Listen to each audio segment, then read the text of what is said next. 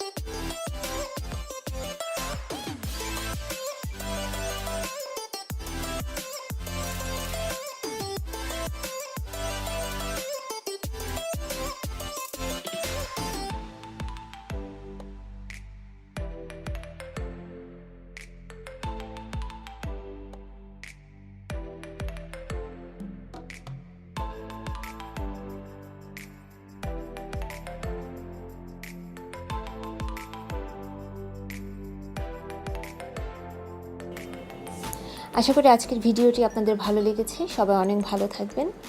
ভিডিওটি দেখার জন্য অনেক ধন্যবাদ।